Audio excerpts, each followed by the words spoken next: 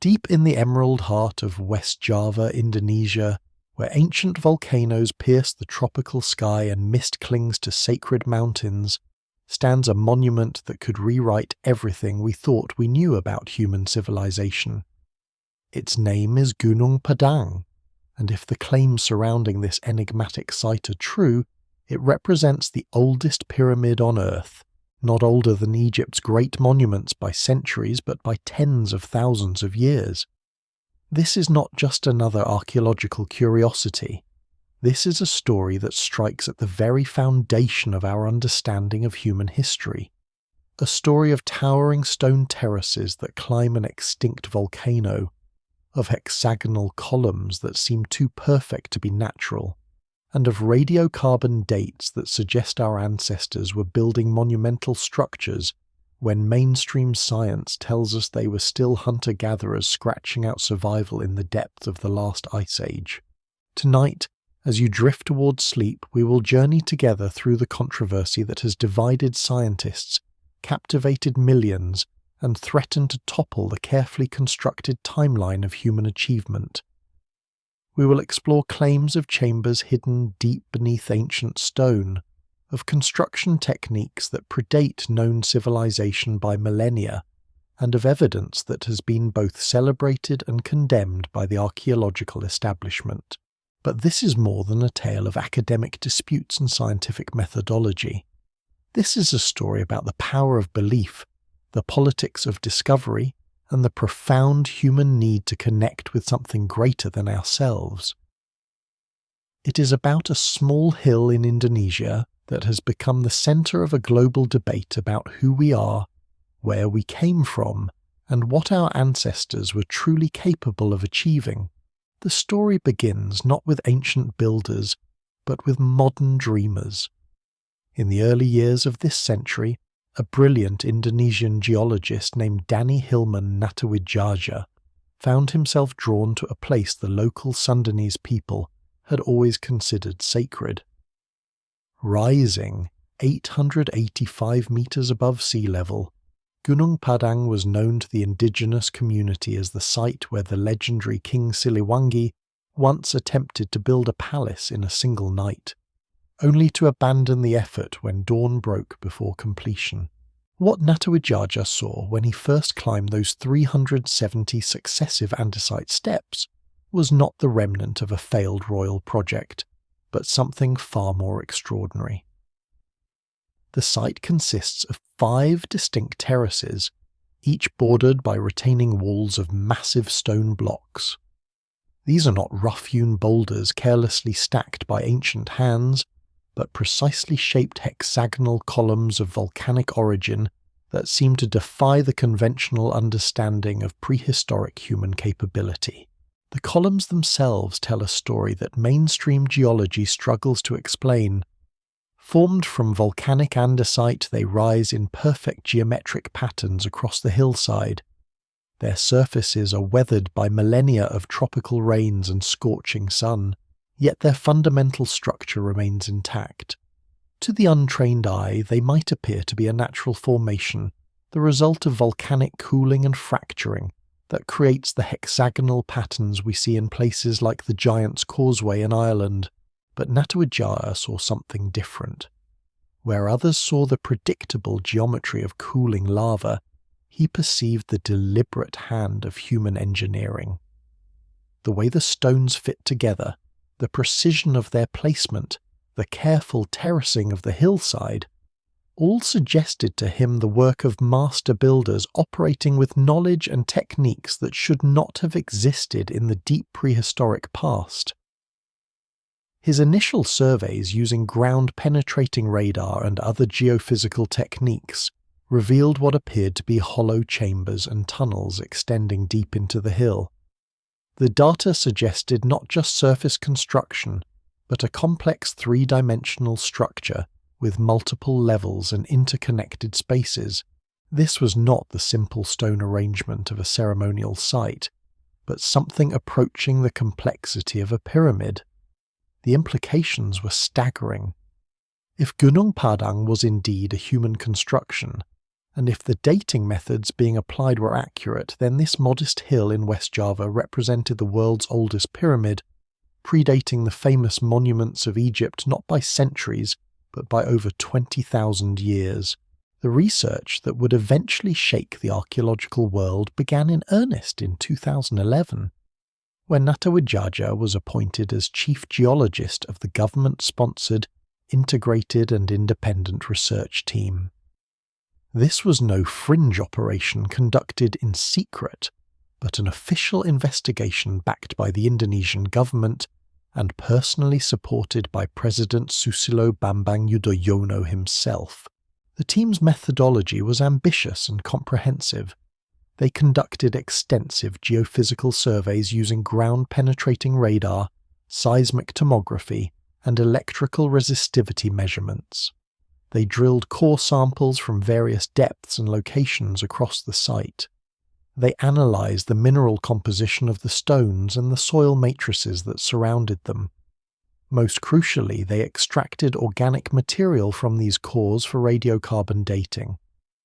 The results that emerged from this intensive investigation were extraordinary. The team identified what they interpreted as 4 distinct layers of construction, each representing a different phase of building activity separated by thousands of years. The surface layer, containing the visible terraces and stone arrangements, appear to date to relatively recent times, perhaps the last few thousand years. But as the investigation went deeper, the dates grew older, much older. The second layer suggested construction activity dating back 7 to 10,000 years. The third layer pushed the timeline back even further, to around 15,000 years ago. And the deepest layer, buried far beneath the visible structures, yielded radiocarbon dates that seemed to stretch back into the mists of the last ice age itself. The most sensational claim emerged from the deepest cores.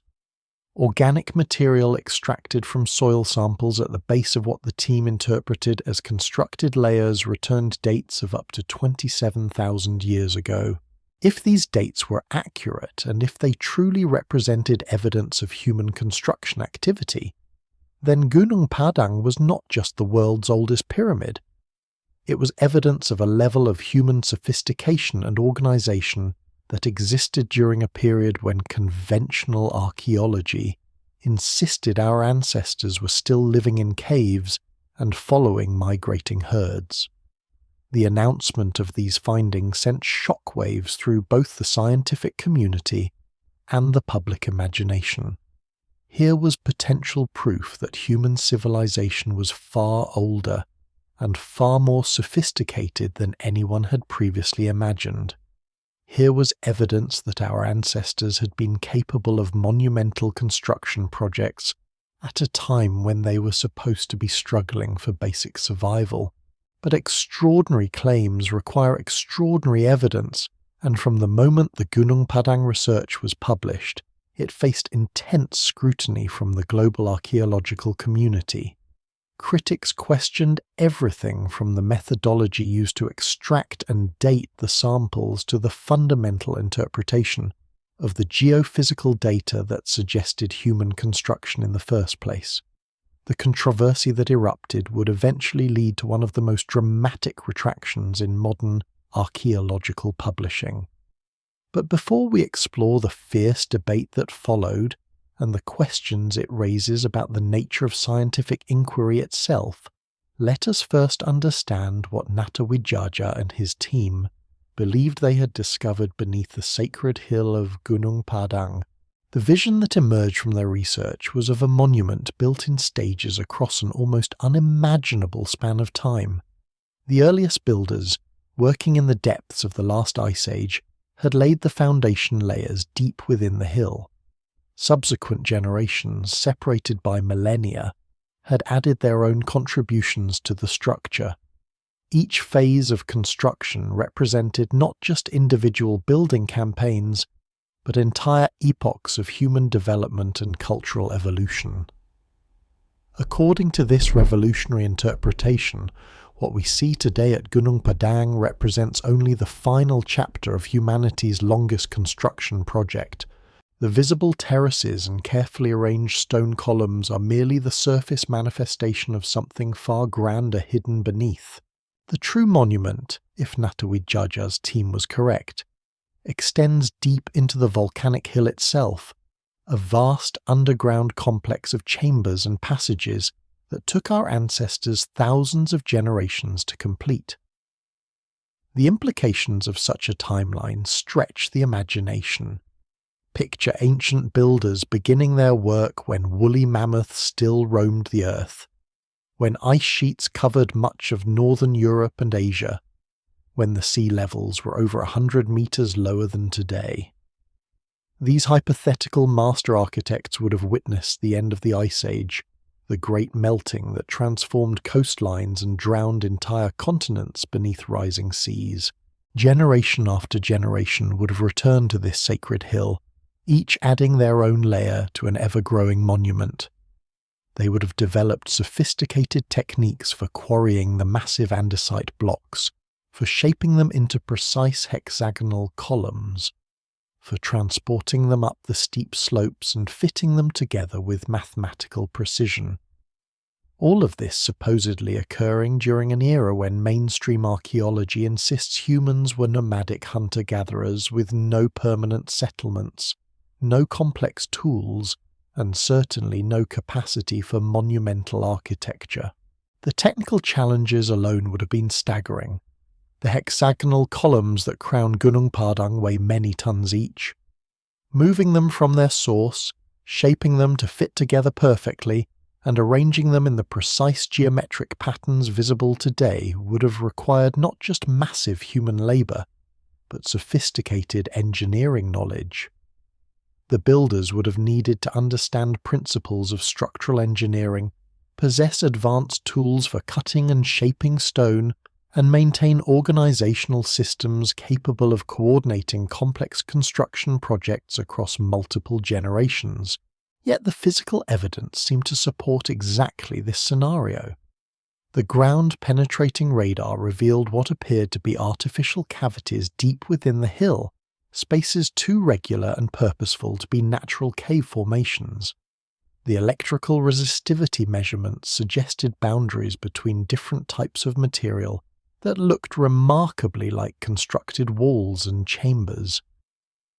The seismic data painted a picture of internal structures that seemed to follow geometric patterns rather than the chaotic arrangements typical of natural geological formations. Most compelling of all were the core samples themselves. When Natawidjaja's team drilled down through the layers of soil and rock, they encountered what they interpreted as clear evidence of human modification.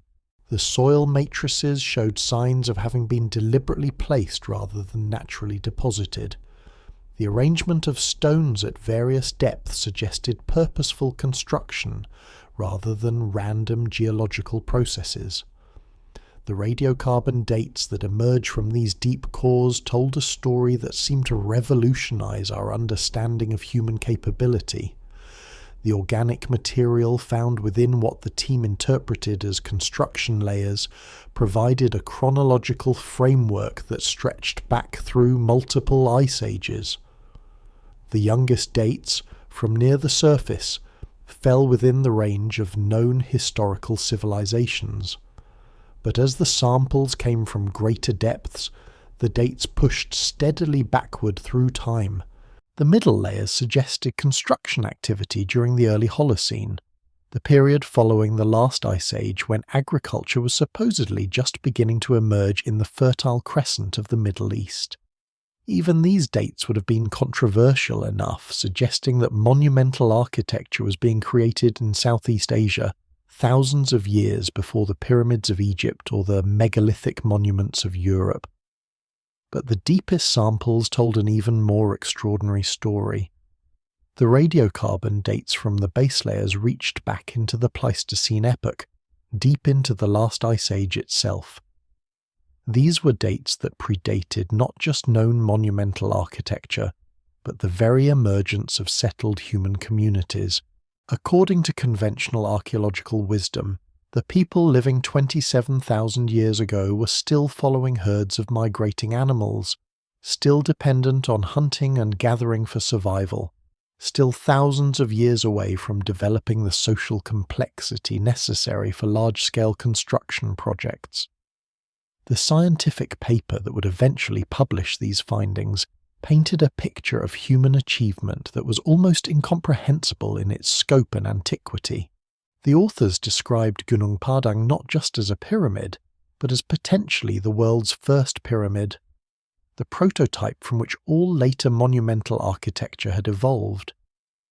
They suggested that this Indonesian hill represented the birthplace of human civilization itself, the point where our ancestors first learned to work together on projects that transcended individual lifespans. The global implications of such a discovery would have been profound. If humans were capable of monumental architecture 27,000 years ago, then our entire understanding of cultural evolution would need to be rewritten. The neat progression from hunter-gatherers to farmers to city builders would be revealed as a gross oversimplification. Instead of civilization emerging gradually from a few select regions like Mesopotamia and the Nile Valley, we would have to consider the possibility that advanced human societies had existed across the globe for tens of thousands of years. This vision aligned perfectly with growing evidence from other archaeological sites across Southeast Asia and the Pacific.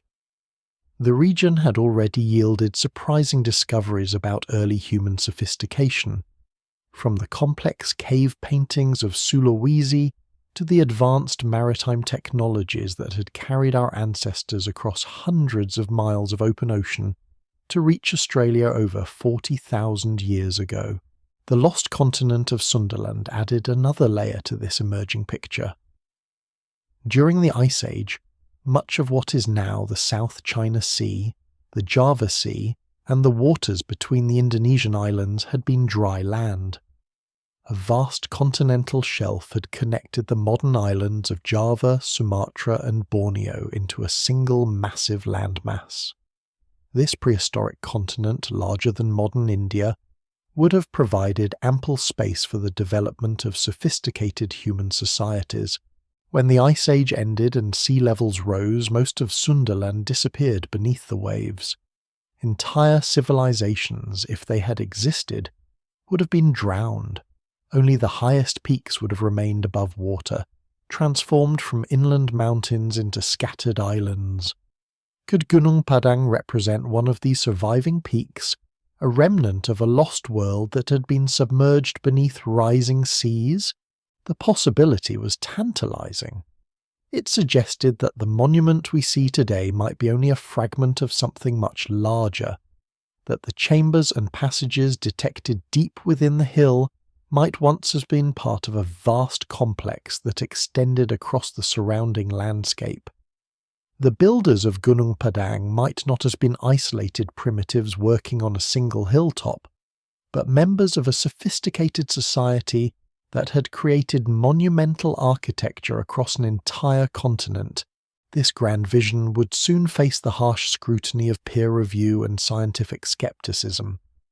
The claims emerging from Gunung Padang were so extraordinary, so fundamentally challenging to established archaeological doctrine, that they demanded the highest levels of evidence and the most rigorous analysis. What followed would become one of the most contentious debates in modern archaeology, a battle that would pit revolutionary claims against conservative skepticism, national pride against scientific rigor, and ancient mysteries against modern methodology.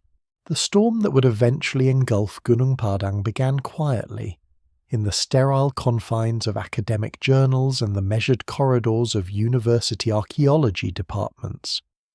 But like all great scientific controversies, it would soon spill beyond the ivory towers and into the public consciousness, where it would take on a life of its own.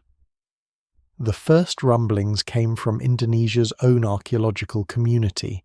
34 Indonesian archaeologists and geologists, many of them respected figures in their fields, signed a formal petition questioning not just the methods employed by Natawidjaja's team, but their very motives. The document, submitted directly to President Yudhoyono himself, raised fundamental concerns about the research protocols being used and the extraordinary claims being made. The critics were not merely nitpicking over technical details. They were challenging the entire conceptual framework that underpinned the Gunung Padang research. At the heart of their objection lay a simple but devastating question: where was the culture? In conventional archaeology, the discovery of monumental architecture is always accompanied by evidence of the society that created it. Tools, pottery, burial sites, artwork, food remains, the detritus of daily life that accumulates wherever humans settle and build. Yet despite the claims of sophisticated construction spanning thousands of years, Gunung Padang had yielded virtually none of these cultural markers. The radiocarbon dates that form the backbone of the revolutionary timeline came not from artifacts or human remains, but from soil samples. The organic material being dated might have been ancient, but there was no clear evidence that it represented human activity rather than natural processes. One archaeologist, speaking anonymously due to the politically sensitive nature of the research, captured the essence of the problem with devastating clarity. In archaeology, they explained, we usually find the culture first. We discover tools, pottery, evidence of human habitation. Then we date these artifacts and try to understand the society that created them. Only after establishing this cultural context can we begin to interpret larger structures or monuments. But in the case of Gunung Padang, the process seemed to be running in reverse. The team had found what they interpreted as evidence of construction, dated it to extraordinary antiquity, and then seemed to be inventing a civilization to explain their findings. This methodological criticism struck at the very heart of scientific inquiry.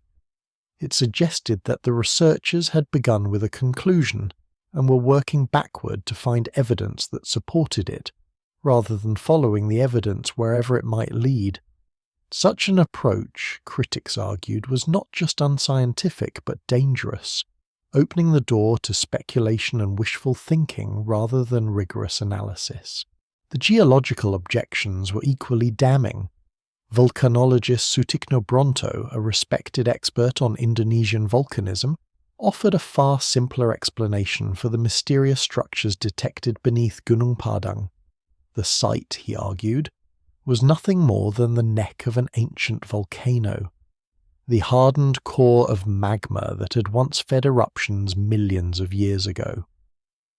The hexagonal columns that seemed so perfectly arranged were not the work of human hands, but the predictable result of volcanic cooling, a process that naturally creates geometric patterns in cooling lava.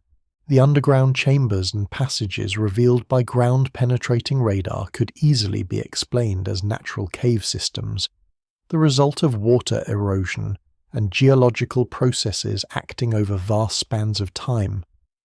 The apparent walls and boundaries detected by electrical resistance measurements might simply reflect changes in soil composition or the presence of groundwater, phenomena that have nothing to do with human construction. These geological explanations had the virtue of simplicity and precedent. Similar volcanic formations exist throughout Indonesia and across the world, creating naturally occurring geometric patterns that can appear remarkably artificial to the untrained eye. The Devil's Tower in Wyoming, the Giant's Causeway in Northern Ireland, and countless other volcanic sites demonstrate how nature can create structures that seem too perfect to be natural. But the criticism went deeper than methodology and geology. It touched on questions of nationalism, politics, and the complex relationship between scientific inquiry and cultural identity. Several observers noted that the claims for Gunung Padang seemed designed to elevate Indonesia's place in the global archaeological hierarchy. By arguing that their site was older than the pyramids of Egypt and larger than the Great Temple of Borobudur, the researchers were positioning their nation as the birthplace of human civilization.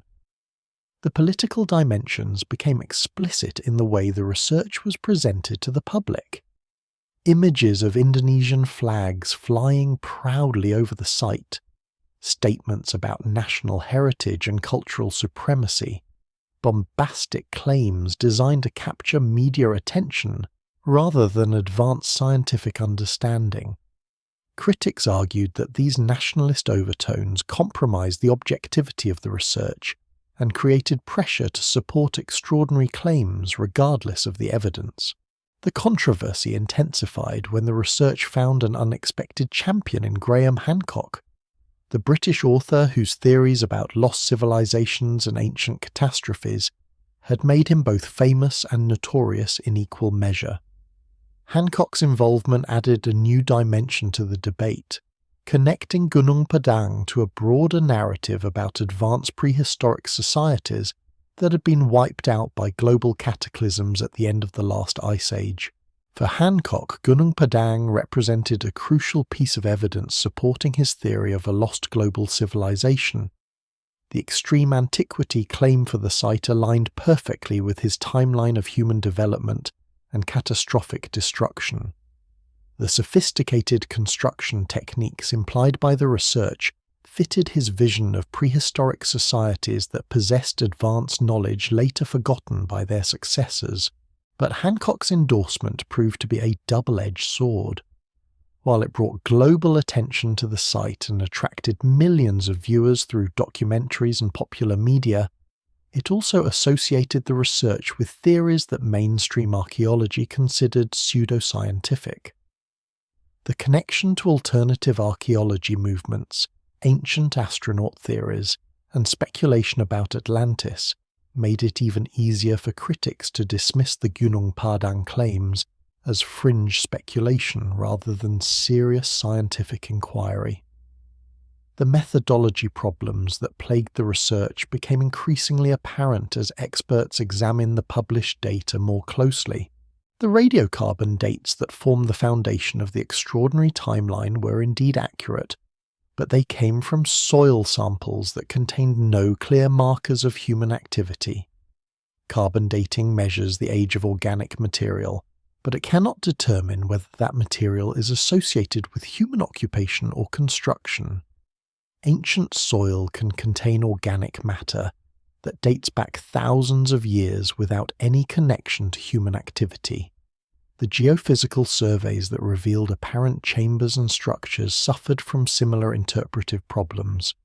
Ground-penetrating radar, electrical resistivity measurements, and seismic surveys can detect anomalies in subsurface materials, but these anomalies have many possible explanations.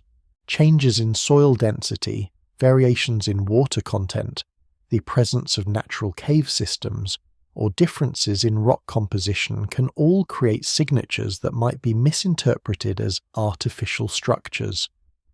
Without careful excavation to test these geophysical interpretations, there was no way to determine whether the detected anomalies represented human construction or natural geological features. Yet despite the fundamental importance of excavation in archaeological methodology, the Gunung Padang research relied almost entirely on remote sensing techniques. The few excavations that were conducted focused on the surface layers rather than the deep structures that supposedly contained the most extraordinary evidence. This reliance on indirect methods became a major point of criticism. Archaeological interpretation requires the careful correlation of multiple lines of evidence. Artifacts, architectural remains, dating samples, and environmental data must all support the same conclusions.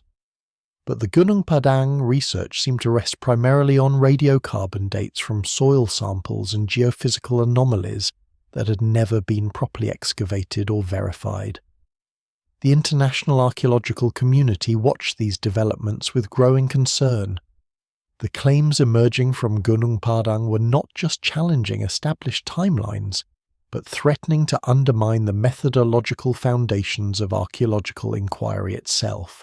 If extraordinary antiquity could be claimed based solely on soil dates and geophysical surveys, without the supporting evidence of material culture that characterizes all legitimate archaeological sites, then the discipline itself was at risk. The response from established archaeological institutions was swift and decisive. Leading journals began to scrutinize submissions related to Gunung Padang with unusual care. Conference presentations on the site faced skeptical audiences and pointed questions about methodology.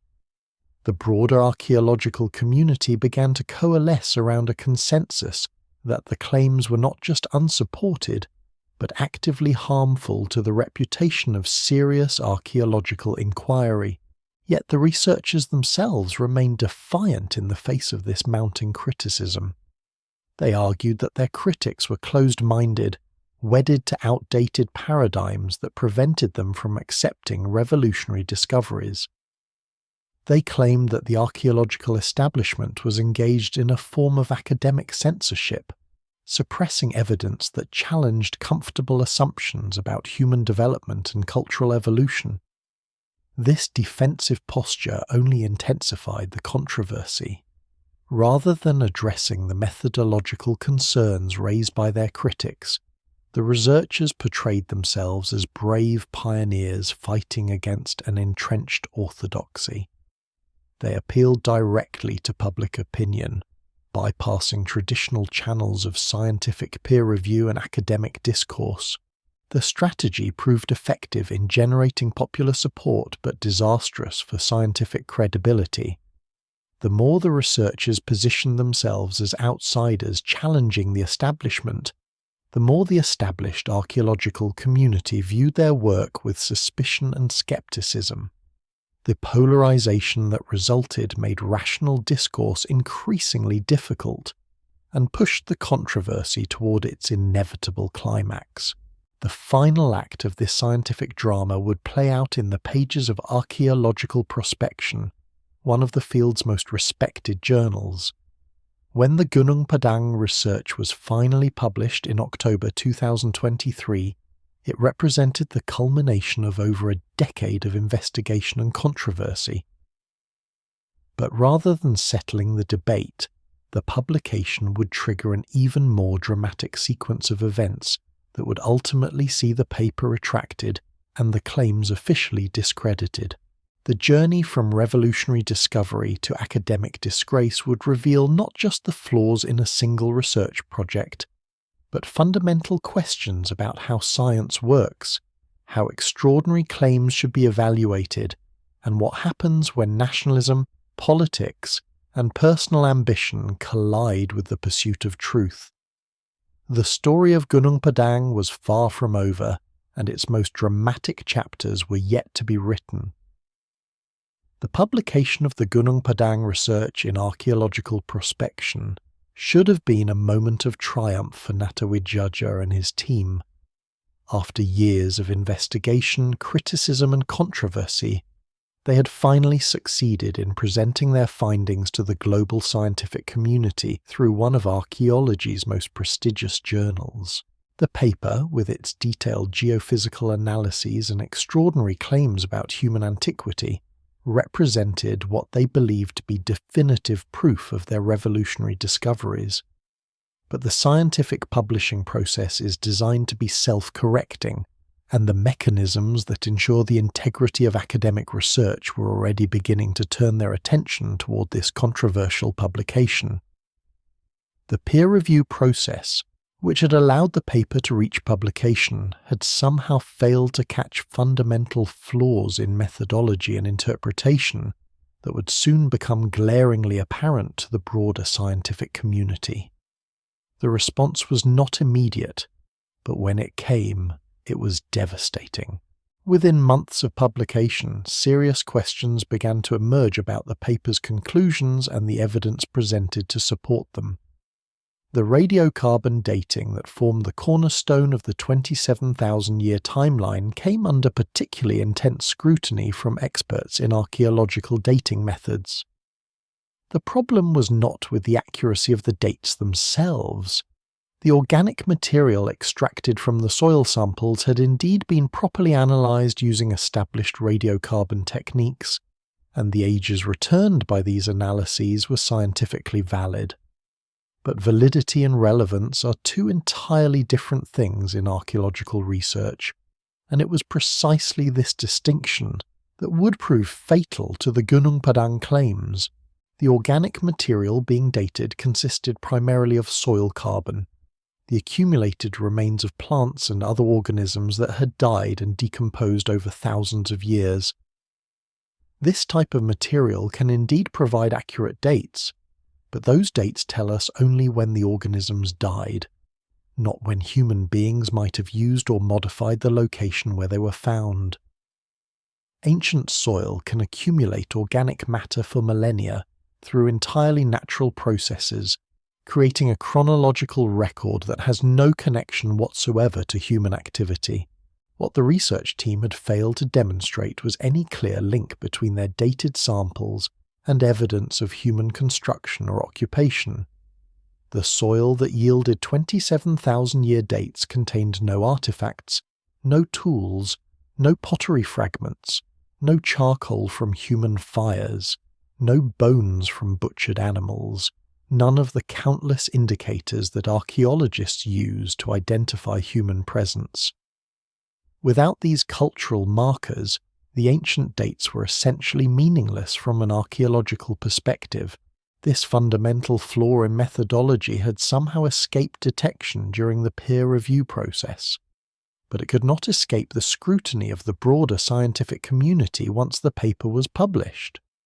Archaeologists and dating specialists around the world began to examine the published data with growing alarm, recognizing that the conclusions simply could not be supported by the evidence presented. The criticism that emerged was not the usual academic nitpicking over minor details or alternative interpretations. This was a wholesale rejection of the paper's central claims based on fundamental violations of accepted archaeological methodology. The consensus that developed among experts was clear and damning. The research had confused natural soil formation processes with evidence of human construction, creating an entirely fictional timeline of monumental architecture that had no basis in archaeological reality. The geophysical evidence that had seemed so compelling to the research team faced equally devastating criticism from specialists in remote sensing and archaeological prospection. The anomalies detected by ground-penetrating radar and electrical resistance surveys could indeed indicate subsurface features, but the interpretation of these anomalies as artificial chambers and constructed walls was highly speculative at best.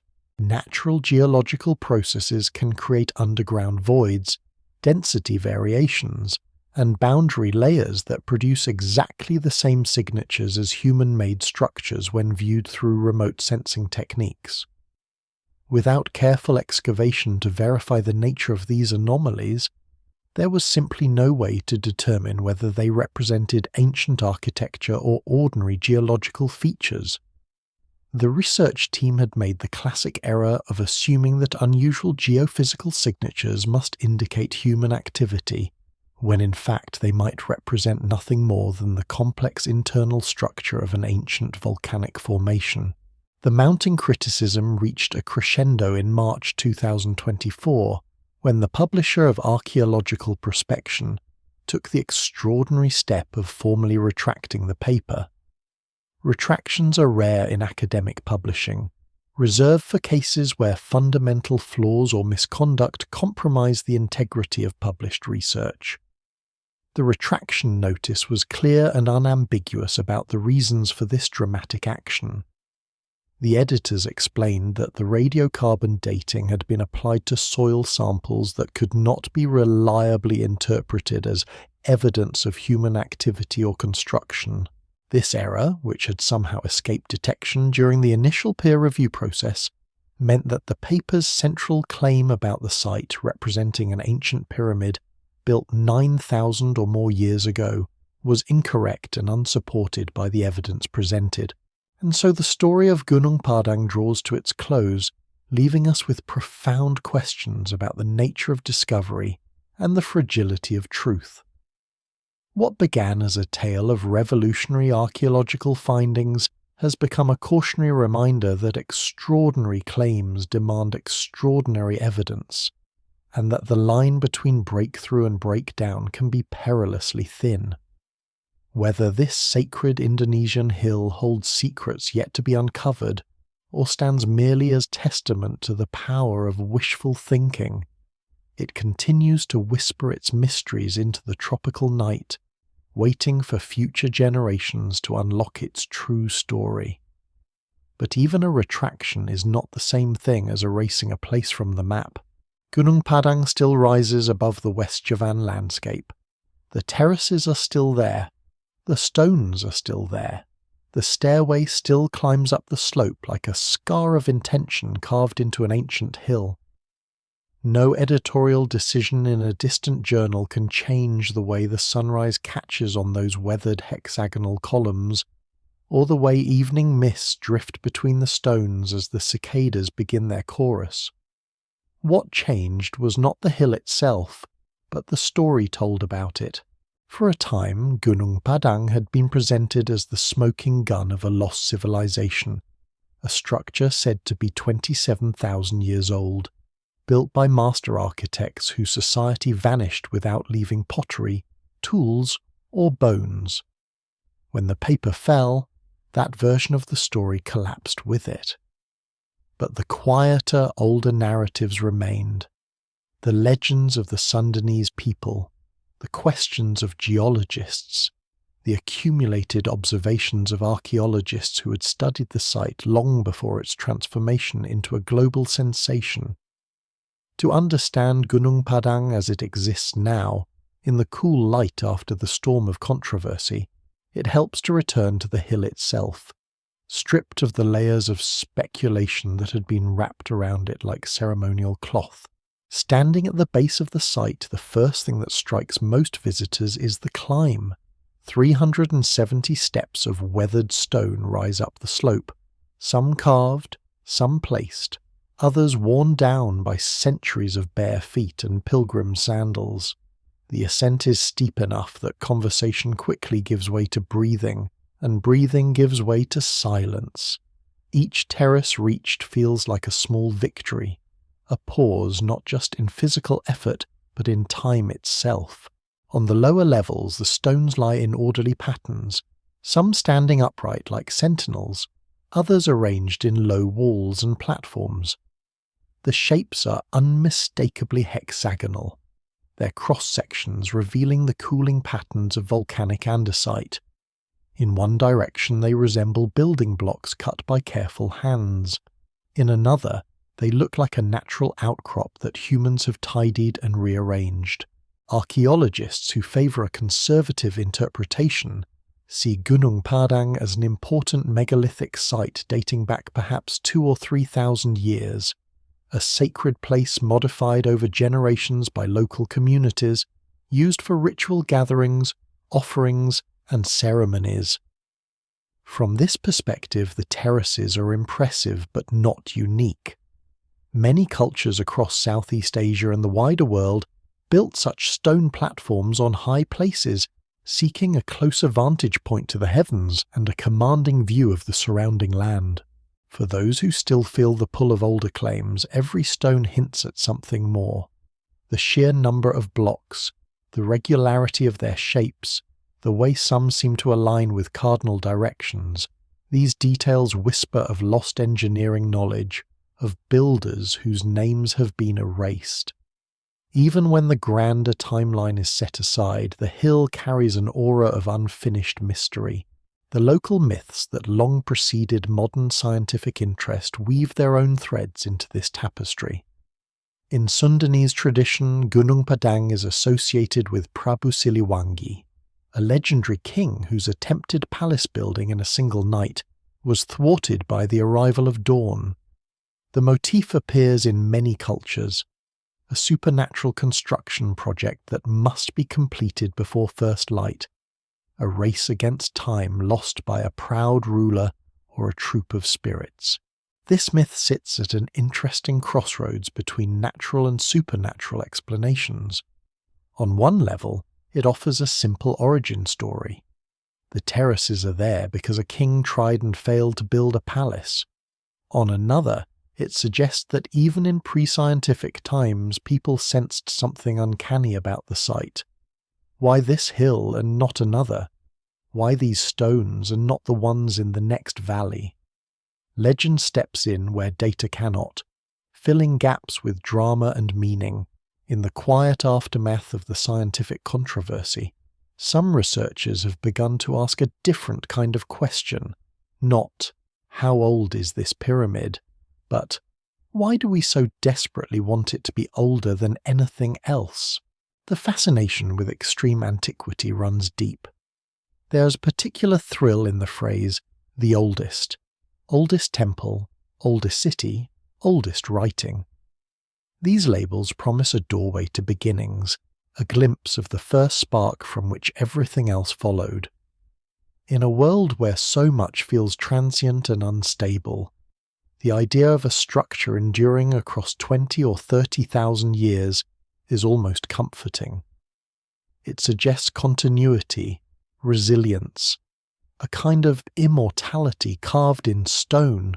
At the same time, there is a rebellious satisfaction in discoveries that appear to overturn textbooks.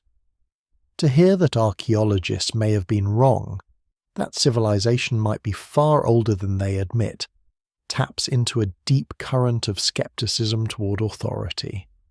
The idea that a small team of researchers, or a single hill in Indonesia, might expose hidden truths long ignored or suppressed, is compelling in a way that ordinary incremental science rarely is. Gunung Padang arrived at a moment when the global conversation about ancient history was already shifting. Books and documentaries about lost civilizations, cataclysmic floods, and forgotten technologies had captured the imagination of millions.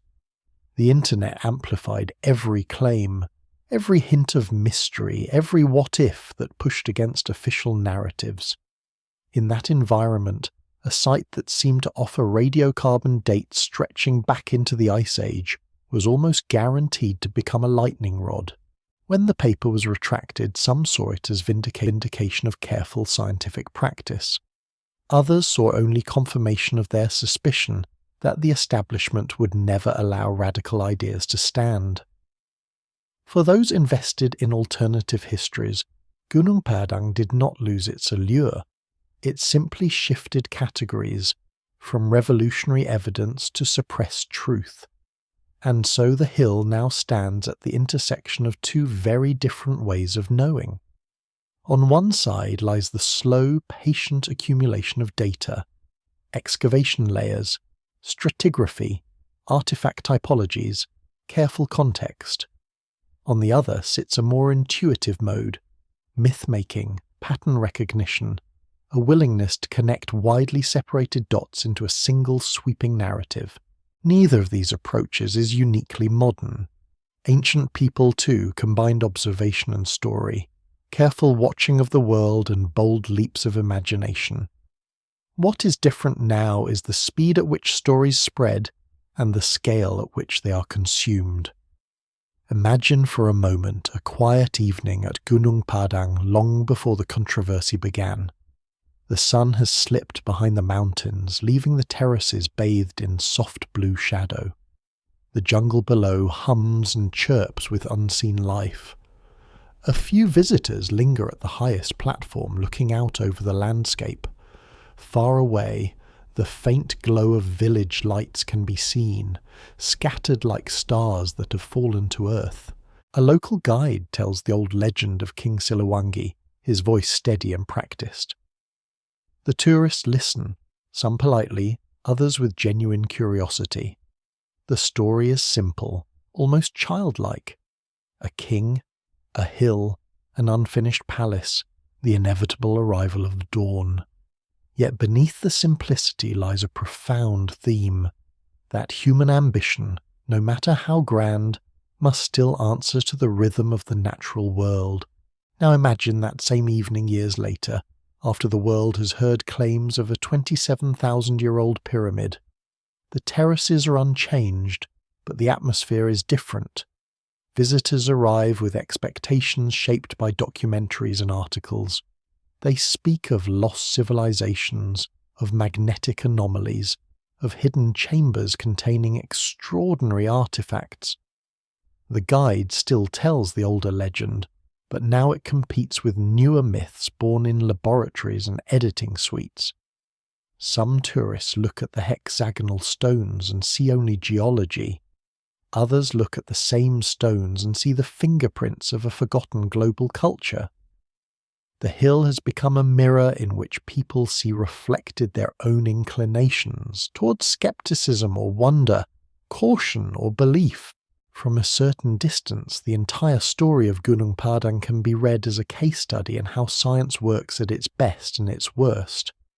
On the positive side, the controversy shows that even prestigious journals are not immune to correction.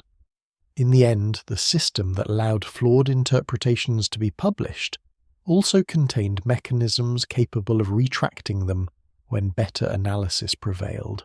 On the more troubling side, Gunung Padang reveals how easily excitement and nationalism can distort scientific judgment. Researchers are humans, subject to the same hopes and pressures as anyone else. The desire to make a groundbreaking discovery, to be the one who rewrites history, is a powerful motivator. It can inspire extraordinary effort, but it can also tempt people to push evidence beyond what it can bear. The tension between these impulses is not unique to archaeology. Throughout the history of science, there have been moments when bold claims raced ahead of solid data. Some of these claims later turned out to be visionary leaps that anticipated future discoveries. Others collapsed under scrutiny, leaving behind only cautionary tales. Consider, for instance, the story of Troy. For centuries, many scholars believed the city described in Homer's Iliad was purely mythical. When Heinrich Schliemann began digging in northwestern Turkey in the 1870s, armed with little more than maps, enthusiasm, and a dubious reading of ancient texts, he was widely dismissed as a romantic dreamer. Yet his excavations did uncover the ruins of a real city, and while his methods were crude and often destructive, he forced the scholarly world to grapple with the possibility that legend and history could intertwine. Contrast this with the case of the Piltdown Man, a fossil discovered in England in 1912 that appeared to be a missing link between apes and humans. It fit perfectly with the expectations and national pride of the time, suggesting that the crucial step in human evolution had occurred not in Africa or Asia, but in rural England. For decades, Piltdown Man was accepted as genuine, shaping textbooks and museum exhibits. Only in 1953 did more careful analysis reveal the truth. The skull was a forgery, a composite of human and orangutan bones artificially aged and planted. Gunung Padang lies somewhere between these extremes. It is not a deliberate hoax like Piltdown Man, nor is it a straightforward vindication of myth like Troy. Instead, it is a real place onto which layers of hope, pride, and speculation have been projected. The stones are genuine, the interpretations have shifted. For scientists who remain interested in the site, the path forward is clear but slow. It involves more careful excavation, more modest claims, and a willingness to accept that some questions may remain unanswered for a long time. Instead of seeking proof of a lost civilization, researchers can ask narrower, more tractable questions. When were these terraces built? How did the people who used them live? What role did this hill play in regional networks of trade, ritual, and power? Even these seemingly small questions can yield rich insights. A single shard of pottery found in situ, a hearth with stratified layers of ash, a cluster of bones bearing butchery marks. Each of these carries information about daily life, diet, technology, belief. Bit by bit, a picture could emerge of the communities that gathered on this hill long before satellite imagery and radiocarbon controversies. Meanwhile, for those who love the grander stories, Gunung Padang remains a fertile ground for imagination. The idea of a hidden ancient civilization resonates with something deep in the human psyche. It speaks to a fear that we might not be the first, that our own technologies and cities might one day vanish, leaving only ambiguous traces for distant descendants to puzzle over. It also offers comfort in the thought that wisdom might lie buried somewhere, waiting to be rediscovered when we are ready. As night deepens over West Java, the temperature on the hill falls, the humidity softens into coolness. The last visitors make their way down the stone steps, their flashlights bobbing like fireflies. In the villages below, lights glow in windows, and the smell of cooking rice drifts on the air. Crickets sing, and somewhere in the darkness a motorbike buzzes along a winding road. On the terraces the stones grow damp with dew. They have endured countless nights like this, nights before the first researcher arrived with ground-penetrating radar, nights before the first colonial official noted the site on a map, nights even before King Siliwangi's legend was born. The hill has been a place of meaning for generations whose names are lost, and it will likely remain so for generations yet to come. From the perspective of the stones themselves, the recent scientific drama is a brief flicker. A decade of intense argument is nothing compared to the slow geological processes that formed the andesite columns, or the centuries over which humans have climbed and arranged them. In the long view, the hill simply continues to exist, while stories about it rise and fall like waves upon an ancient shore. Perhaps this is one of the quiet lessons Gunung Padang offers. Human narratives are fragile and changeable. They're shaped by pride, hope, curiosity, and error. They can elevate a place to global fame or consign it to obscurity. But the world itself, the hills, the seas, the slow growth of forests, and the weathering of stone, moves on at its own pace, indifferent to our debates. The retraction of a paper cannot erase the feeling of standing on a terrace as mist lifts from the valley below. It cannot undo the way the sky glows pink and gold behind distant volcanoes at dawn. It cannot silence the heartbeat that quickens when someone standing next to you in the blue half-light begins to tell a story that starts with the words, "long ago." Gunung Padang, like many ancient sites, now carries multiple overlapping identities. To some, it is a sacred place of local tradition tied to ancestral spirits and regional history. To others, it is a genuine but not extraordinary megalithic structure, one data point among many in the study of Indonesian prehistory. To still others, it is a relic of a lost global civilization, a fragment of a vast forgotten puzzle. These identities coexist, sometimes in tension, sometimes in harmony. A single hill can be all of these things at once, depending on who is looking and what they hope to find. In the gentle darkness of the West Javan night, the hill does what it has always done. It gathers clouds around its shoulders. It listens to the wind moving through the grass. It feels the soft pressure of roots probing the spaces between stones. Cicadas sing. Somewhere an owl calls. The debates will continue elsewhere, in conference halls, in online forums, in late-night conversations between friends who have just watched a documentary or read an article. New data may eventually emerge. New researchers may approach the site with fresh questions and better tools. Some claims will be discarded, others refined, still others born anew. For now, the hill simply waits. And in that waiting, in that quiet pause between certainty and mystery, there is room for reflection. Room to ask what kind of stories we want to tell about our past. Room to consider why tales of lost civilizations and ancient pyramids hidden beneath jungle hills capture our imagination so powerfully. Room to recognize that even when the most dramatic claims fall away, what remains can still be deeply, quietly wondrous. Far from the noise of controversy, Gunung Padang stands beneath the slow turning of the stars, its stones cooling under the night sky, its terraces holding the memory of countless footsteps, of pilgrims, of farmers, of soldiers, of scientists, of dreamers. The hill does not answer their questions, it simply offers itself as a place where questions can be asked, and somewhere, in the soft spaces between what is known and what is imagined, the story continues to unfold, layer by layer, like soil laid down over centuries, waiting for careful hands and curious minds to uncover what lies beneath.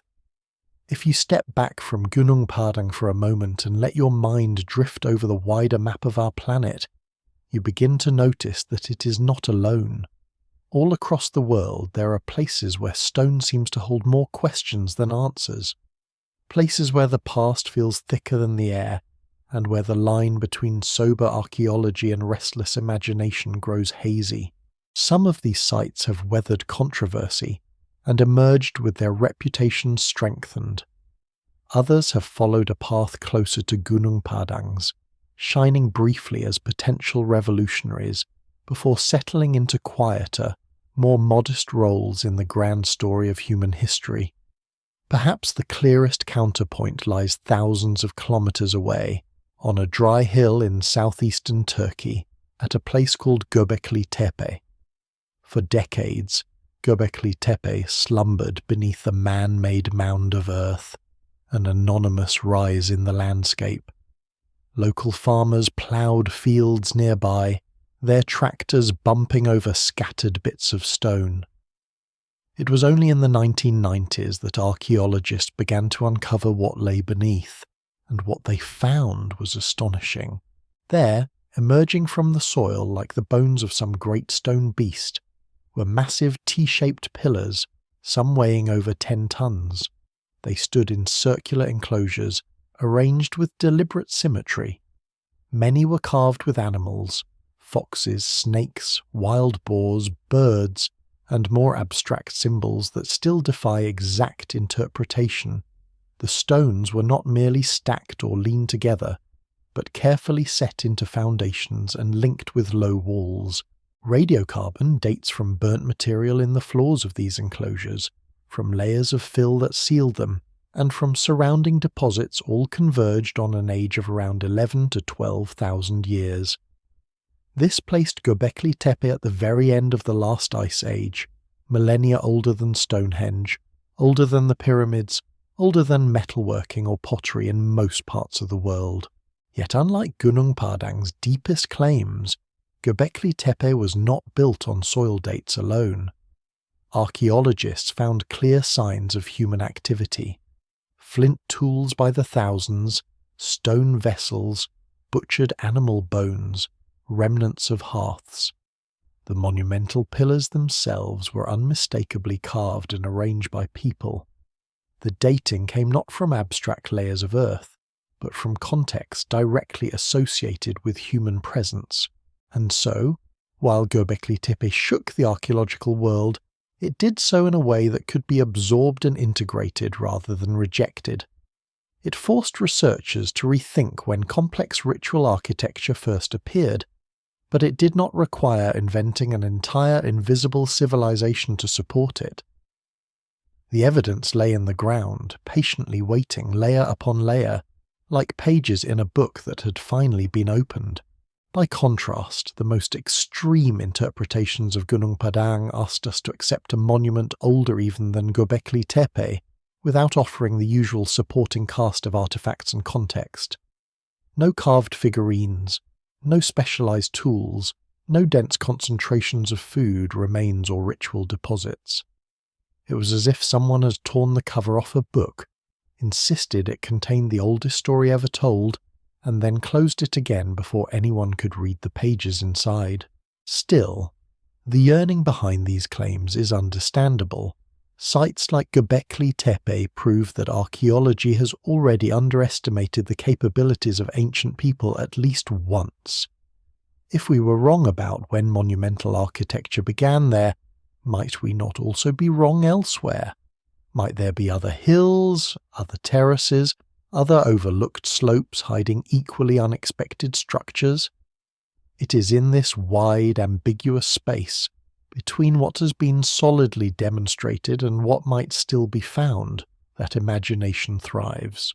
Consider another contested story: the so-called Bosnian pyramids in the town of Visoko. In the early 2000s, a Bosnian businessman and amateur researcher, Semir Osmanagic, announced that a group of hills near the town were actually ancient pyramids, the largest in the world, he claimed, built by a mysterious advanced civilization.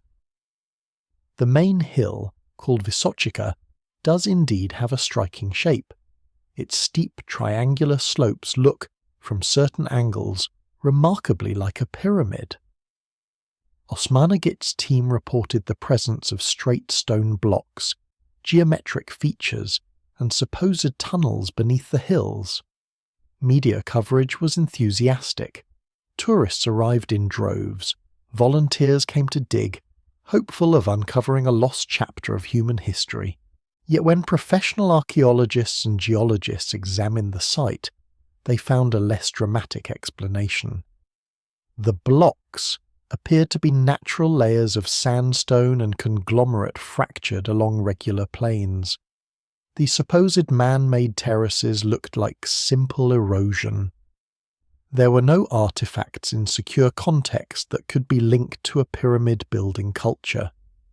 In the end, most experts concluded that the Bosnian hills were natural formations being recast as monuments by wishful thinking. In this, the Bosnian pyramids and Gunung Padang share a certain family resemblance.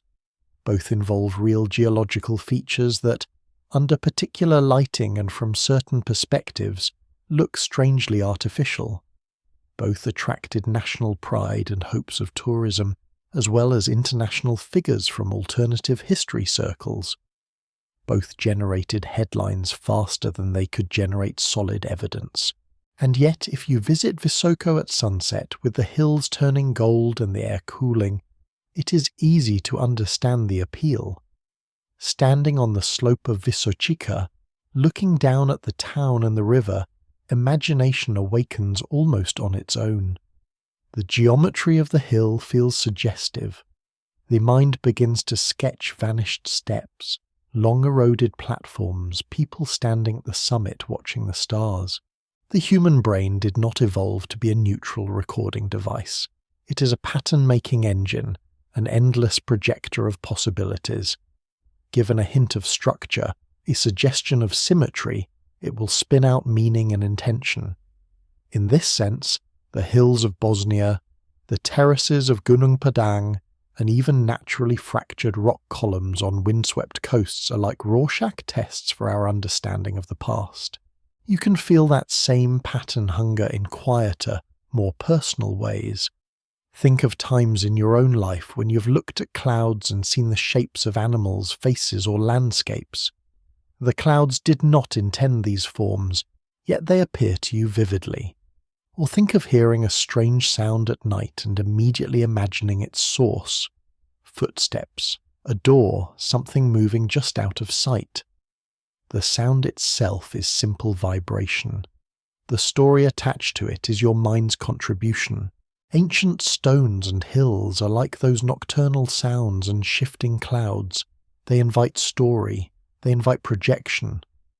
Archaeology, at its best, is an attempt to discipline that impulse without extinguishing it, to ask, again and again, what is actually there?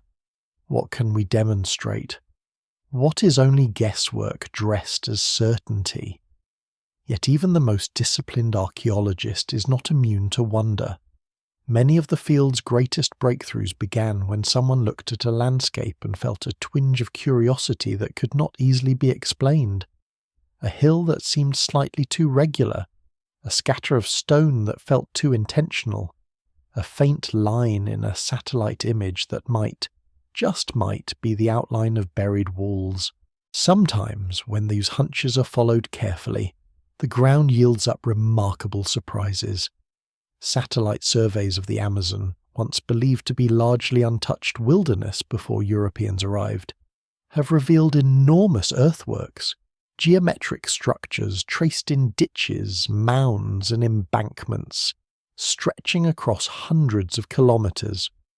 For years, dense rainforest had hidden them, and scholars assumed the soils were too poor to support large pre-Columbian populations. Now, slowly, a picture is emerging of complex societies that shape their environment in ways we're only beginning to understand. Along the Pacific coast of South America, pyramid mounds made of mud brick stand in deserts where almost no rain falls.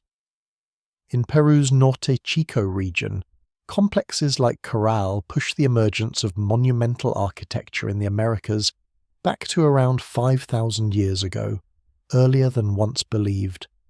In North America, careful surveys have shown that earthen mound cities like Cahokia were larger and more cosmopolitan than earlier generations of scholars imagined. None of these sites demand a forgotten super-civilization with impossible technology. They do not require global cataclysms or secret knowledge. What they show, instead, is something both more ordinary and more impressive: that humans, everywhere and often independently, have been willing to organize, build, and experiment with large-scale structures whenever conditions allow. The true story of our species is not a straight ladder of progress, but a braided river of attempts, some successful, some not, that have risen and fallen across different regions and times. Seen this way, the allure of the oldest pyramid becomes both understandable and slightly beside the point. Whether a monument is 5,000 or 11,000 years old matters, of course, for understanding chronology. But the deeper question is not who was first, so much as what patterns of behavior keep recurring. What does it take, socially and environmentally, for people to come together and redirect huge amounts of energy into stone, earth, and ritual space? When you lie back and let that question float through your thoughts, whole landscapes begin to rearrange themselves. You can imagine the laborers hauling blocks in Egypt, the teams carving pillars at Göbekli Tepe, the workers shaping adobe bricks in Peru, the builders piling earth into mounds along the Mississippi. Different materials, different gods, different languages, but similar human impulses. There is a quiet comfort in realizing that we do not stand at the pinnacle of some inevitable upward climb, but rather as the current expression of a long, complicated experiment in being human. Many versions came before us, many will come after. The Gunung Padang controversy, looked at through this wider lens, becomes less about one site and more about our expectations. Why are we so attracted to the idea of a missing chapter in our story? An advanced civilization wiped from the record, leaving only faint hints behind. Part of it may be humility. The thought that others, long gone, were once as capable or more so than we are today pushes back against modern arrogance. It reminds us that our technologies and cities are fragile, dependent on conditions that can change. If a great society did flourish 20,000 years ago and then disappear, what does that say about our own permanence? Another part of the appeal lies in the romance of hidden knowledge.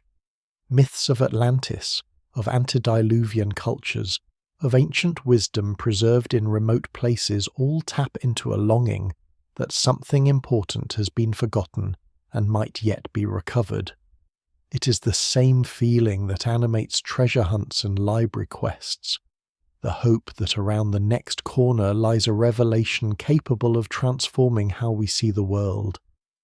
To fall for every such story uncritically would be naive. To reject them all out of hand would be impoverishing.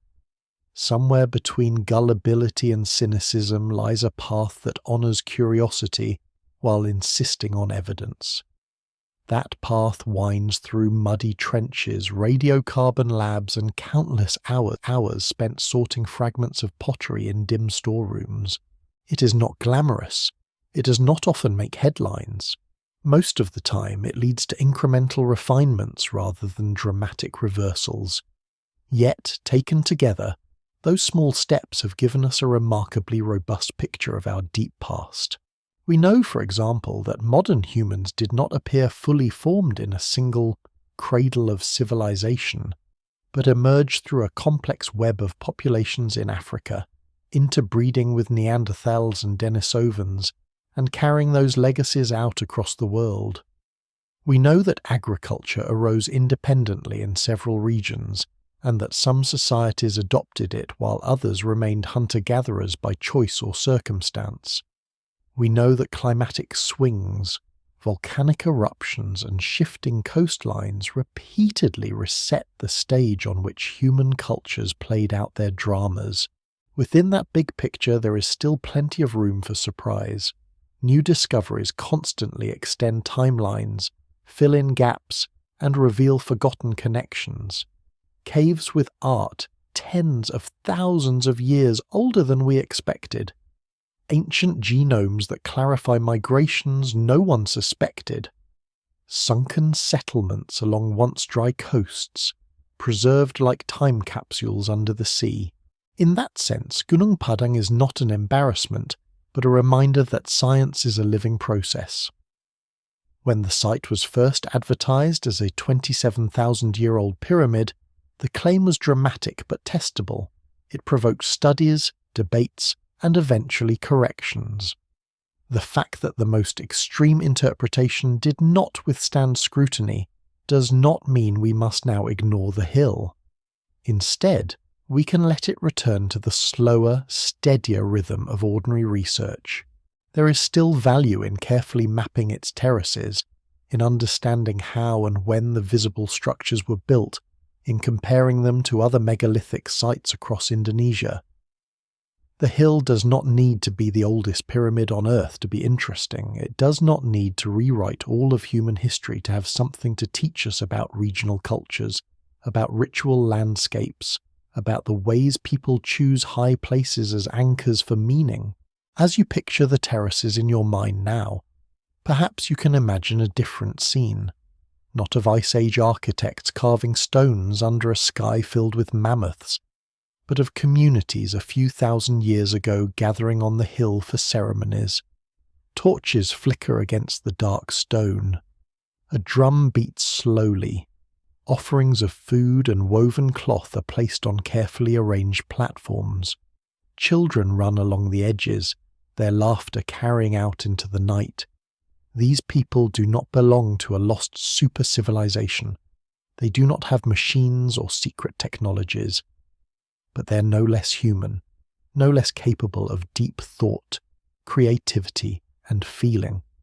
For them, the hill is not an anomaly on a radiocarbon chart. It is a living sacred place woven into seasons and stories. That, in the end, may be one of the most important shifts we can make when thinking about ancient sites. Instead of seeing them primarily as potential weapons in battles over timelines, older than Egypt, older than Sumer, older than Göbekli Tepe, we can ask what they meant to the people who actually used them.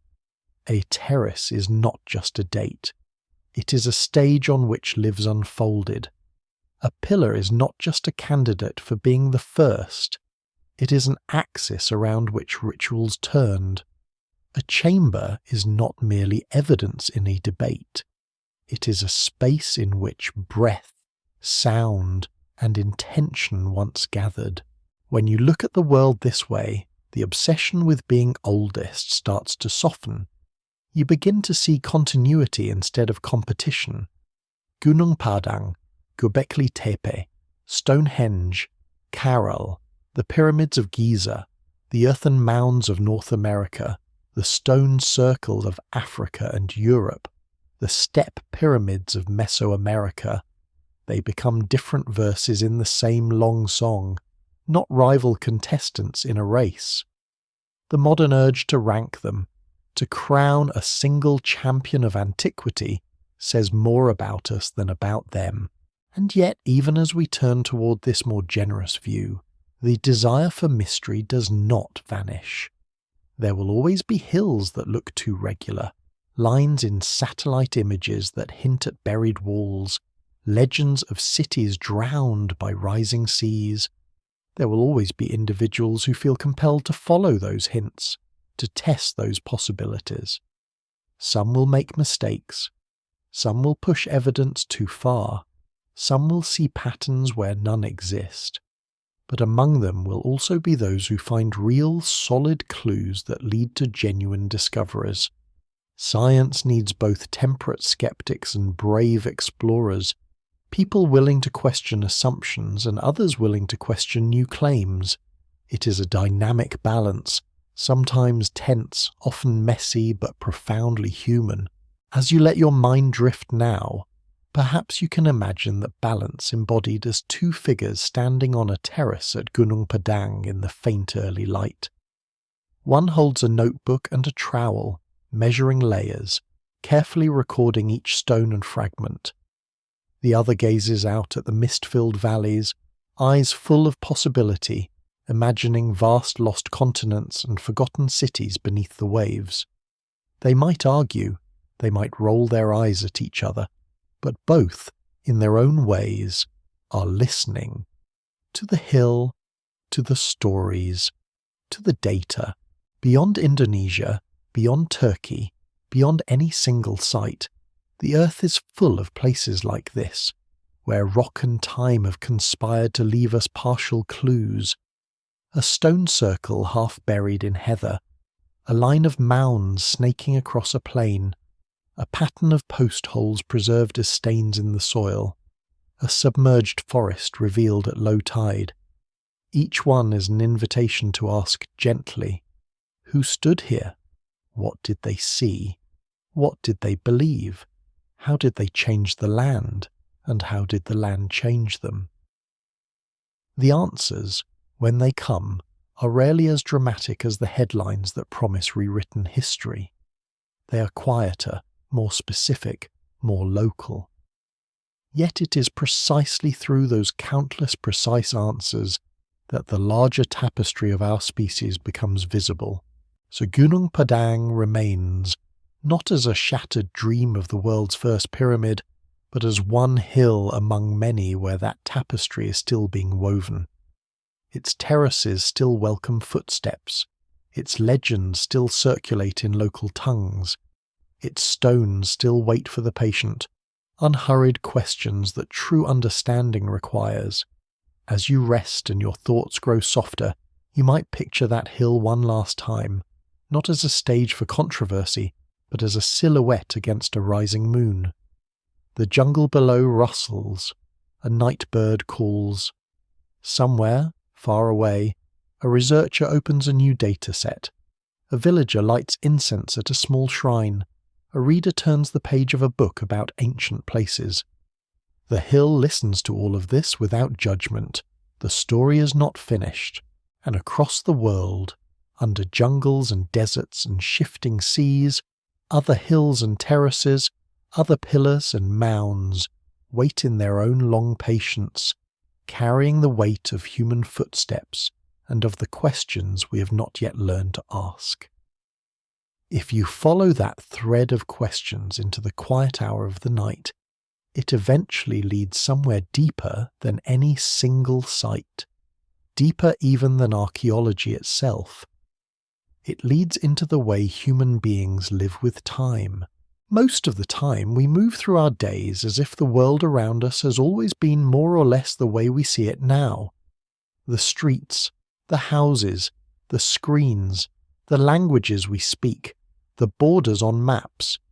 These feel permanent simply because they are familiar. Yet beneath that thin surface is a depth we rarely stop to consider. Hundreds of generations, countless experiments in how to live, whole cultures that rose, flourished and vanished long before the first word of our recorded history was ever written. Archaeology is one of the few disciplines that insists we look down into that depth instead of skimming across the top. It reminds us that our present moment is not the whole story, but just a narrow slice of it. Sites like Gunung Padang, Göbekli Tepe, and all the others are anchor points in that depth. They are like faint distant stars in a night sky, fixed lights that help us trace the outlines of constellations. We might argue about how far away they are or how bright they once were. We might temporarily mistake a reflection in the atmosphere for a star that is not actually there. But over time, as observations accumulate, the pattern sharpens. The Gunung Padang debate, with all its hopes and disappointments, becomes a case study in how that sharpening happens. At first, the hill was just a hill, with some intriguing stone structures on top. Then came the bold claim. Beneath those stones lay the world's oldest pyramid, reaching back 27,000 years. The idea resonated with myths of lost continents and global cataclysms. It fit neatly into existing alternative narratives about civilization's forgotten beginnings. For a while, it seemed possible that this small hill might redraw the entire map of human antiquity. But as data was re-examined and methods scrutinized, the picture shifted. The deepest dates turned out not to be connected to construction. The anomalies underground became ambiguous rather than definitive. The claim of a Pleistocene supermonument dissolved, leaving behind a more modest but still interesting archaeological site. If you zoom out from the drama and simply watch the curve of events, what you see is the scientific process doing exactly what it's supposed to do, generating hypotheses, testing them, correcting errors, and converging on more reliable interpretations over time. From up close, that process feels messy. People get attached to their ideas. Careers and reputations become entangled with specific claims. Emotions run high.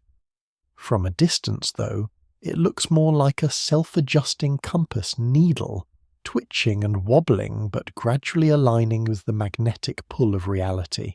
It is tempting to see retractions, corrections, and overturned theories as signs of weakness. In truth, they are evidence that the system is alive and working. A field that never revises its conclusions is not stable. It is stagnant. The same principle holds in our individual lives. When you look back at earlier versions of yourself, the beliefs you were certain about at 15, the stories you told yourself at 20, the fears or certainties you carried just a few years ago, some of them probably make you wince now. Others might make you smile with tenderness, but in either case, you can see that you have, in a quiet, continuous way, been revising your own internal map of the world all along. If you judge yourself only by past misjudgments, it feels harsh. If you instead see each change as a kind of personal peer review, you begin to recognize a different pattern. You are learning. You are testing hypotheses about who you are, what you value, and how the world works, then updating those hypotheses as new experiences arrive. Gunung Padang's story mirrors that pattern on a larger scale. An early exciting interpretation, 27,000-year-old pyramid, turns out to be an overreach. So the model is revised. The site's age is pulled closer to other better documented phases of human activity in the region. The story becomes less cinematic, perhaps, but more grounded. The hill does not change, only our story about it does. There is something quietly reassuring in that thought. The earth is patient with our mistakes. Stones do not mind being misunderstood. As you lie here now, letting your breathing settle, into its own slow rhythm. You are wrapped in that same patience. The ground under your home has seen ages of forest and ice, of wind and water, of animals moving across it long before anyone placed foundations there. Whatever uncertainties or unfinished questions you carry tonight are tiny in comparison, and yet, to you, they are vast. That is what it means to be human, to feel deeply about a very small slice of time. The people who first climbed Gunung Padang, however many thousands of years ago, also carried their own burdens of uncertainty. Perhaps they worried about the next harvest, or about neighbouring groups encroaching on their territory. Perhaps they wondered why the rains had changed, or what the movements of the stars might mean.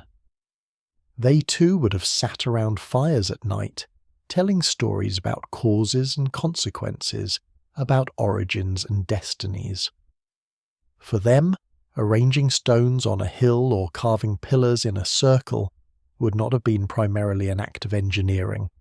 It would have been a way of participating in a universe that felt mysterious and alive. We often talk about monumental architecture as if its main purpose were to prove technological capability. But to the people who built it, the technical challenge may have been secondary to the emotional one, giving shape to awe. Imagine standing at the edge of one of Gunung Padang's terraces at dawn. The air is cool, the mist still clinging to the slopes below. In the distance, volcanic peaks rise like sleeping giants. Birds call from the forest canopy. Someone next to you murmurs a prayer or recites a fragment of ancestral lore. The stones beneath your feet feel steady, older than any living memory. They turn a chaotic hillside into an ordered place, a platform from which to address whatever powers you believe govern the sky and the earth. It is easy, in that moment, to believe that the world has always been like this, that your people have always stood here, that the stones have always marked this threshold between ordinary space and sacred. But they have not. There was a before. There was a time when the hill was just another forested slope, known perhaps as a hunting ground or a place to gather plants. Someone decided at some point to begin changing that, to clear, to level, to move stones, to arrange them. That decision may have been small at first. No one ever thinks, we're about to start a project that will last for millennia. They think, let's put this stone here. Over time, those small decisions accumulate, and the place acquires a personality. It becomes a focal point.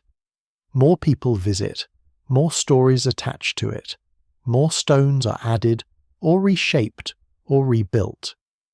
Eventually it feels unquestionably ancient and permanent, even though it began as a series of specific human actions.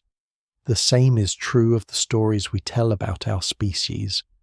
The grand arc of human evolution, or the rise of civilization, is, in reality, a vast pile of tiny choices, each one made by someone who almost never understood its long-term significance. A hunter decides to try planting a few seeds near her camp instead of walking miles to gather them. A group chooses to stay near a reliable water source year-round instead of migrating with the seasons. Someone notices that a particular stone can be sharpened more finely than others and starts selecting it deliberately. Another person, generations later, carves an animal on the side of a pillar simply because it feels right. The cumulative effect of millions of such decisions eventually gives us agriculture, cities, written language, astronomy, philosophy, science. But each step at the time is small and local. When claims like the world's oldest pyramid are made, they compress all that complexity into a single dramatic headline. It is understandable, drama gets our attention, but in the long run, it is the careful unpacking of those countless small steps that actually deepens our understanding. In a sense, the debate over Gunung Padang is a debate over which kind of story we prefer. One story says, Once upon a time, long before we thought possible, a highly advanced civilization built enormous pyramids and then vanished without a trace. The other says, human societies in many places, at many times, gradually developed the capacity for monumental construction, and sometimes our attempts to push that timeline too far lead us into error. The first story is thrilling. The second is slower, but it has the advantage of being supported by a wide range of evidence, from tools and bones to pollen grains and DNA. Every so often, a new discovery shifts the balance a little.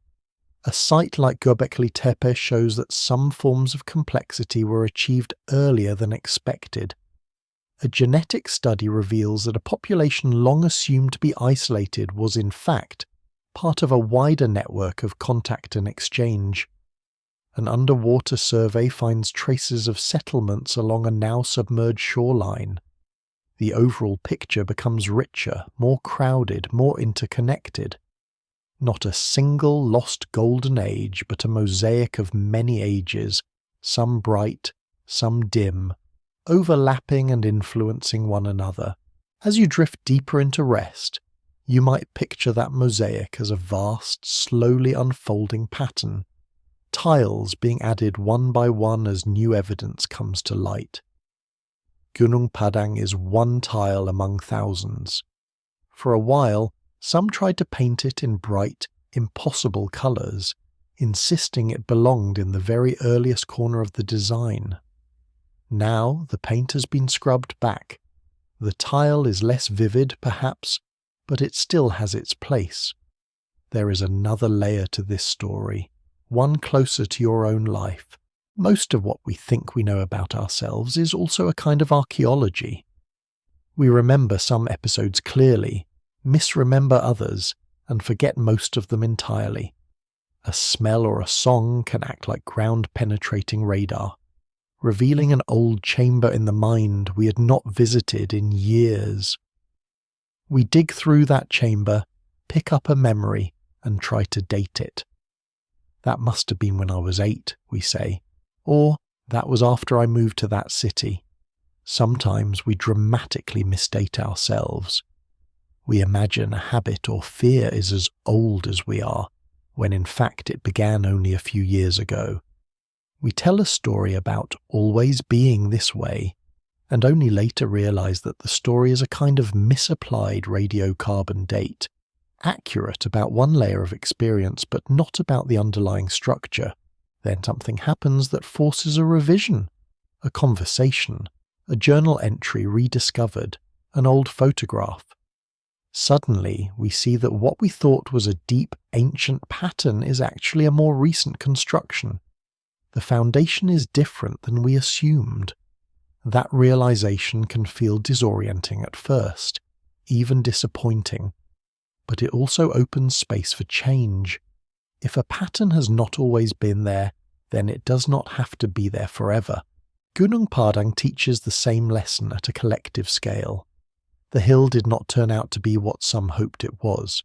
That realization may sting for those who invested deeply in the earlier story, yet it also demonstrates that our grand narratives are more flexible than they appear. They can absorb new data, correct old errors, and still remain coherent.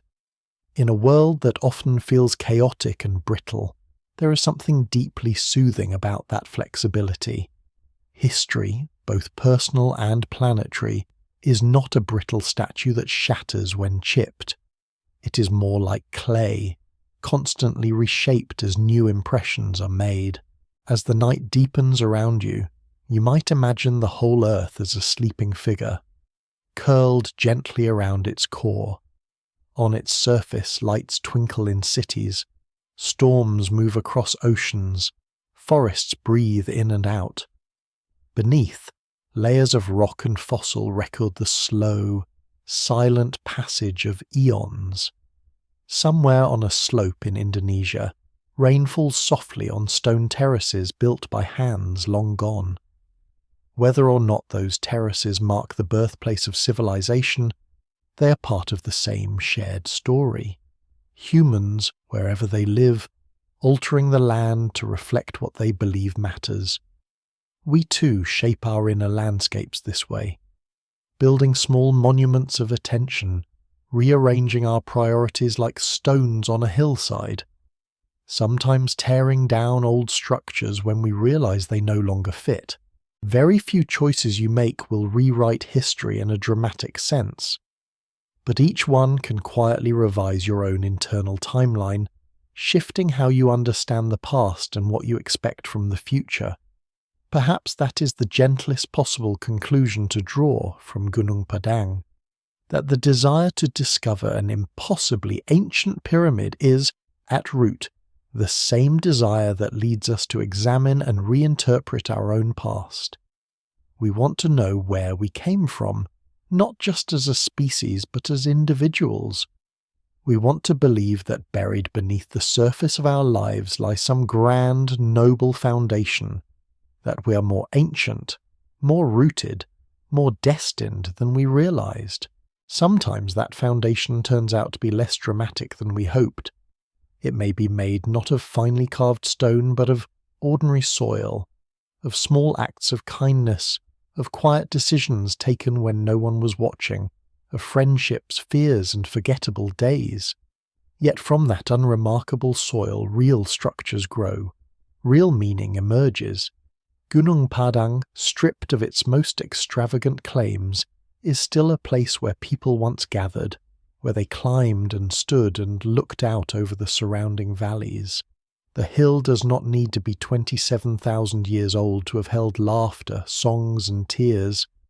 Its stones do not need to predate all other monuments, to have watched the sun rise and set over the same ridges thousands of times. In the same way, your own life does not need a lost golden age to be worthy. You do not need to discover that you were secretly extraordinary all along. It is enough that you, like those ancient builders, are here now, placing one stone of attention after another, shaping the hill of your days. The controversies of archaeology will continue. New sites will be found. Old sites will be reinterpreted. Some bold claims will fall apart under scrutiny, others will survive and change textbooks. The slow, patient work will go on, mostly unnoticed. Meanwhile, nights will keep coming.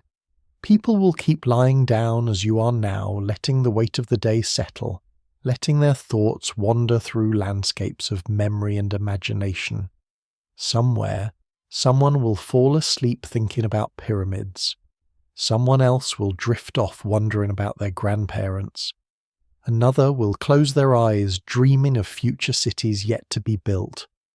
All of those dreams, those questions, those stories are part of the same human project that left terraces on hills and carvings in stone.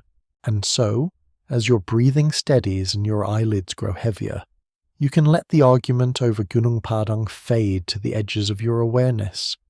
The details will still be there tomorrow, the core samples, the radiocarbon dates, the retracted paper, the careful critiques. Tonight, you do not need to solve them. Tonight, you can simply rest in the larger pattern they belong to, a species endlessly curious about its own origins, willing to test ideas, to argue, to admit mistakes, and to keep asking questions. Picture the hill one last time, framed by jungle and distant volcanoes, its stones cool under a sky slowly filling with stars. The noise of debate has fallen silent. No cameras, no excavators, no speeches, just crickets, wind in the grass, and the faint murmur of a nearby stream. In the quiet, the site is what it has always been at its core, a meeting point between rock and thought, between earth and imagination. You stand there for a moment in your mind, feeling the weight of deep time stretching out behind you, like the dark valley below. Then you turn gently away, walking back down the steps toward the present, toward your own bed, your own breathing, your own unfolding story. The hill remains behind you, patient as ever. Your questions can rest beside it, and you can let yourself drift, slowly and safely, into sleep.